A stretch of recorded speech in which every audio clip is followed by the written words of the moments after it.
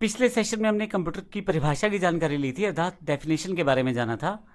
इस सेशन में बात करेंगे हम कंपोनेंट्स ऑफ कंप्यूटर, यानी कि कंप्यूटर के मुख्य भाग के बारे में। कंप्यूटर के मुख्य भाग कौन कौन से हैं? सबसे पहले मैं बता दूं, इसमें CPU, memory unit, input device, output device, ये मुख्य 4 सेक्शन अवेलेबल रहते हैं जिसके बेस पे कंप्यूटर कार्य करता है।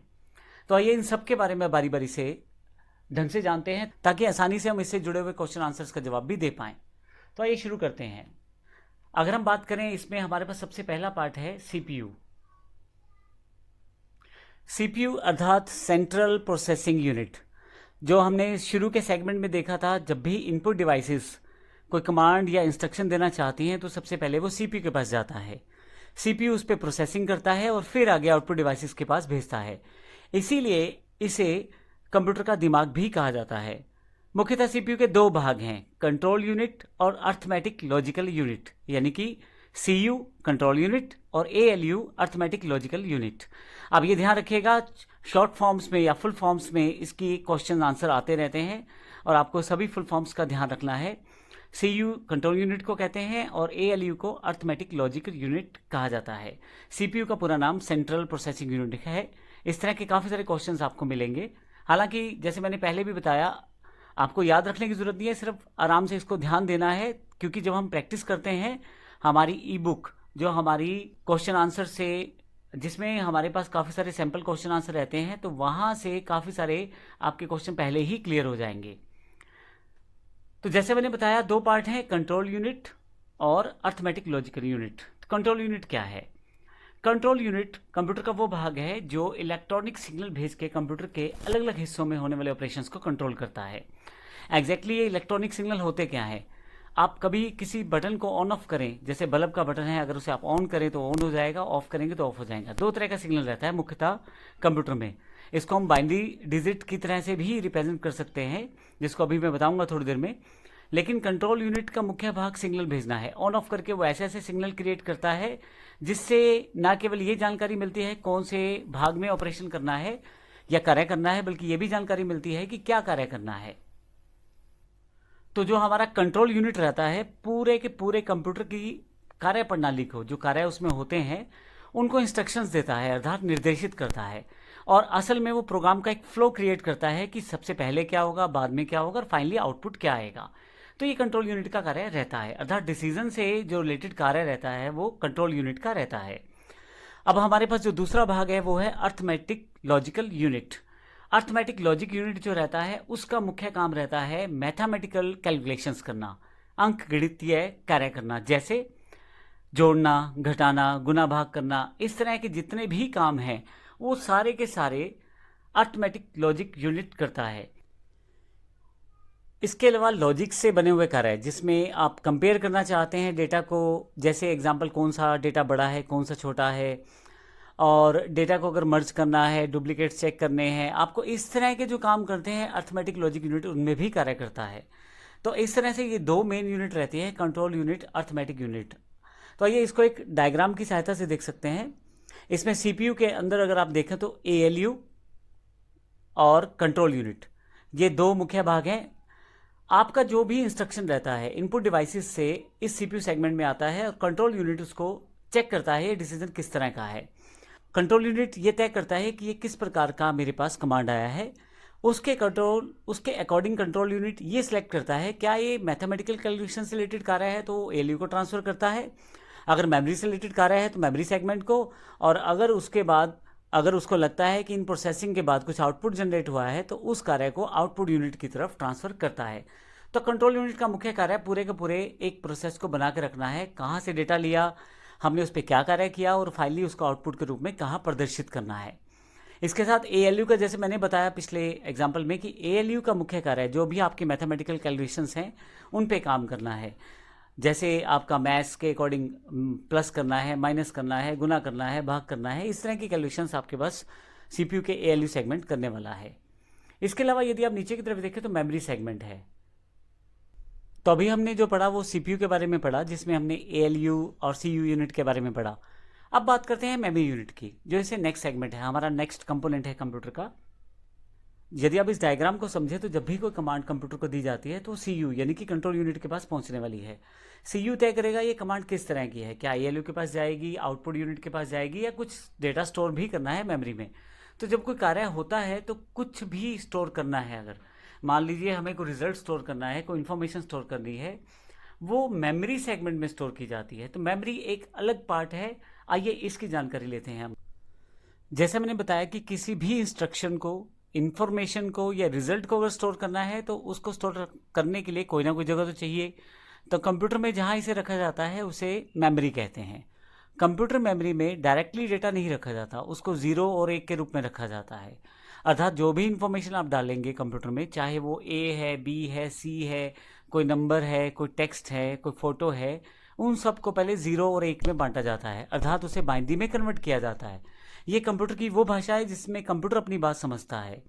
तो किसी भी इंफॉर्मेशन को जब आप समझाते हैं कंप्यूटर को, तो कंप्यूटर उसे अपने हिसाब से 0-1 में कन्वर्ट करता है और समझने की कोशिश करता है। तो इसे बाइनरी डिजिट्स कहा जाता है, 0-1 से मिली हुई संख्याओं को। मुख्यतः ये संख्या 8 डिजिट से शुरू हो जाती है। 8 बाइनरी डिजिट का कोई भी एक कॉम्बिनेशन हो सकता है, जिसमें जैसे मैंने एग्जाम्पल के लिए 100111101 लिया हुआ है। अगर 8 बिट्स इकट्ठे हो जाए तो उसे 1 बाइट भी कहते हैं। तो एक बाइट में 8 बिट्स रहते हैं। तो अभी हम मेमोरी की बात करते हैं। तो मुख्यतः आप जब कुछ स्टोर करना चाहते हैं तो कोई जगह चाहिए। कंप्यूटर में वो जो जगह रहती है कुछ इन्फॉर्मेशन, इंस्ट्रक्शन या रिजल्ट को स्टोर करने की, उसे मेमोरी कहते हैं। मेमोरी आपके पास 2 तरह की रहती है, प्राइमरी और सेकेंडरी। आपके पास प्राइमरी मेमोरी जो रहती है वो कंप्यूटर के अंदर जो जुड़ी रहती है, मुख्यतः रैम और रोम रहती है। रोम सेक्शन कंप्यूटर के अंदर पहले से ही जुड़ा रहता है, जबकि रैम सेक्शन को आप बढ़ा भी सकते हैं, कम भी कर सकते हैं। रोम में मुख्यतः वो इंस्ट्रक्शंस रहती हैं जो बाइट्स में सेव रहती हैं, जो मुख्य इंस्ट्रक्शंस कंप्यूटर को स्टार्ट करने के लिए आवश्यक रहती हैं, वो सारी इंस्ट्रक्शन रोम में रहती हैं। लेकिन एक बार कंप्यूटर ऑन हो जाता है तो उसके बाद जो आपको कार्य करने के लिए आपको मेमोरी चाहिए होती है वो मुख्यतः रैम ही होती है। तो इस तरह से कंप्यूटर की प्राइमरी मेमोरी 2 तरह की है, रोम और रैम। कंप्यूटर को स्टार्ट करने से लेकर जब तक वह प्रॉपर्ली स्टार्ट नहीं हो जाता, उसके मुख्य जो कार्य रहते हैं वो कंप्यूटर की रोम में रहते हैं। एक बार जब कंप्यूटर स्टार्ट हो जाता है तो फिर उसके पश्चात किए हुए सभी कार्य रैम के अंदर ट्रांसफ़र हो जाते हैं। आपकी कैलकुलेशंस है, आपका कोई काम है, मान लीजिए आपको ड्राइंग कर रहे हैं तो उसको एक रफ फॉर्मेट में रैम में रखा जाता है। पर मान लीजिए एक बार आपने अपना काम फाइनलाइज कर लिया, अब इसको रखने के लिए आप सेकेंडरी मेमोरी का यूज़ करते हैं ताकि आप बाद में इसको देख पाएँ। रैम की एक खासियत रहती है कि अगर लाइट चली जाए या कंप्यूटर बंद हो जाए किसी कारण से, या कोई पावर फेलियर हो जाए, तो उस केस में रैम किसी भी तरह से सेव नहीं कर पाएगी आपके डेटा को, आपकी इंफॉर्मेशन को। तो इसको सेव करने के लिए सेकेंडरी मेमोरी का प्रयोग किया जाता है। सेकेंडरी मेमोरी जैसे floppy disk, hard disk, CD, DVD, pen drive, memory cards, ये सब सेकेंडरी मेमोरी के उदाहरण है। इनकी खास बात यह है कि आप इन्हें अलग कर सकते हैं कंप्यूटर से और दोबारा प्रयोग भी कर सकते हैं यहीं से उसी डेटा को। तो इसका अर्थ ये हुआ कि जब आप कोई कार्य करते हैं तो जब तक वह कार्य पूरा नहीं हो रहा वो तो प्राइमरी मेमोरी के सेगमेंट में रहता है, लेकिन जैसे ही वो कार्य पूरा हो जाता है, आपने कुछ फिनिश किया ड्राइंग को और आप उसे सेव करके रखना चाहते हैं पिक्चर के रूप में, तो फिर आप उसे सेकेंडरी मेमोरी में स्टोर करेंगे। इसमें आप एक तरह से एग्जांपल ले लें, जैसे मोबाइल में आप फ़ोटो खींचते हैं तो वो एक मेमोरी कार्ड में सेव किया जा सकता है या मोबाइल की इंटरनल मेमोरी में सेव किया जा सकता है। तो फ़ोटो खींचने तक का सारा काम जो है वो एक रैम के रूप में हो रहा है, लेकिन जैसे ही आप फ़ोटो खींच देते हैं, फाइल बन जाता है, तो फिर फ़ोन में एक जगह पर उसे स्टोर कर दिया जाता है बाद में प्रयोग करने के लिए। इसी तरह से कंप्यूटर में सेकेंडरी मेमोरी में वो सारा डेटा स्टोर हो जाता है जो आपको चाहिए होता है। तो आप यहाँ से डेटा को दोबारा प्रयोग भी कर सकते हैं। एक और बात, यहाँ फ्लॉपी डिस्क अब आउटडेटेड है, नहीं प्रयोग होती। हार्ड डिस्क इंपॉर्टेंट है, कंप्यूटर के अंदर पहले से जुड़ी रहती हैं और कंप्यूटर के इंटरनल कंपोनेंट्स के रूप में भी आती हैं। हार्ड डिस्क एक्सटर्नल भी अवेलेबल हैं आजकल। इसके अलावा आप CD, DVD और पेन ड्राइव का प्रयोग कर सकते हैं डेटा को राइट करने के लिए। इनमें सबसे इंपॉर्टेंट बात यह है कि पेन ड्राइव, हार्ड डिस्क और फ्लॉपी इत्यादि से आप डेटा रीड राइट कर सकते हैं और दोबारा इन्हें प्रयोग करने के लिए अपने पास संभाल के रख सकते हैं। तो ये कंप्यूटर मेमोरी का एक सेगमेंट है। हालांकि मैं आपको जानकारी दे दूं, इसी सेशन में आने वाले सेक्शंस में हम इसको विस्तृत रूप से भी पढ़ने वाले हैं। अभी एक कंप्यूटर की परिभाषा के साथ जुड़ी हुई बेसिक टर्म्स की मैं आपको जानकारी दे रहा हूं, और CCC में इन सब क्वेश्चंस को पूछा जाता है कि आपका प्राइमरी मेमोरी कितने प्रकार की है या सेकेंडरी मेमोरी कितने प्रकार की है, हार्ड डिस्क कौन सी मेमोरी का पार्ट है, या रैम किस मेमोरी का पार्ट है, प्राइमरी का या सेकेंडरी का। तो इस तरह के क्वेश्चन आपसे पूछे जाते हैं, इसलिए जानकारी आपको यहाँ पे दी गई है। इसके अतिरिक्त अब मैं नेक्स्ट पार्ट पे आता हूँ। थर्ड जो कंपोनेंट है इनपुट डिवाइसेस है, जिससे कंप्यूटर को इंस्ट्रक्शन दी जा सकती है। कंप्यूटर को इंस्ट्रक्शन देने के लिए आप कीबोर्ड, माउस, जॉयस्टिक और इन सब डिवाइसेस का प्रयोग करते हैं। आप जब कीबोर्ड पे कुछ टाइप करेंगे तो कंप्यूटर के पास पहुंच जाएगा और वो उसको एक इंस्ट्रक्शन मानेगा। इस तरह से आप माइक से बोल के भी अपनी इंस्ट्रक्शन पास कर सकते हैं और माउस से क्लिक करके अपनी इंस्ट्रक्शन पास कर सकते हैं। ये सभी इंस्ट्रक्शन सीपीयू के पास जाएंगी, फिर एएलयू और कंट्रोल यूनिट इस पे कार्य करेंगे। कोई डेटा अगर सेव करना होगा तो उसे मेमोरी में सेव किया जाएगा। फाइनली जो आउटपुट आएगा उसे आउटपुट डिवाइसेस पे शो किया जाएगा। तो इसका अर्थ ये हुआ, मैं अगले सेगमेंट में आपको आउटपुट डिवाइसेस की जानकारी दे दूं। फाइनली जब कुछ आपका आउटपुट अवेलेबल हो जाता है, सीपीयू को पता लग जाता है जो इंस्ट्रक्शन उसे मिली, जो डेटा उस पर मिला इनपुट डिवाइसेस से, सीपीयू ने उस पर पहले कार्य किया अर्थात प्रोसेसिंग किया सीयू और एएलयू की सहायता से, और फिर उसके पश्चात जो फाइनल आउटपुट तैयार हुआ उसे वो आउटपुट यूनिट के पास भेजना चाहता है। तो आउटपुट यूनिट वो है जिसमें यूज़र देख सकता है कि परिणाम क्या आया है। जैसे एलसीडी जहाँ पे विजुअल फॉर्मेट यानी कि वीडियो के फॉर्मेट में दिखाया जाएगा। अगर कुछ प्रिंट आउट लेना चाहते हैं तो प्रिंटर, और अगर आप स्पीकर से कुछ आउटपुट चाहते हैं तो स्पीकर से। तो इस तरह से आप इन डिवाइसेस का प्रयोग करके कंप्यूटर का प्रयोग कर सकते हैं।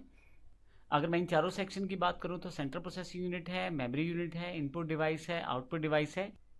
तो इन सब पार्ट से मिलके आपका कंप्यूटर कार्य करता है। ये चारों एक यूनिट के रूप में जब कार्य करते हैं तो आपका कार्य बहुत आसान हो जाता है। अगले सेक्शन में हम कंप्यूटर के इतिहास की जानकारी लेंगे। धन्यवाद।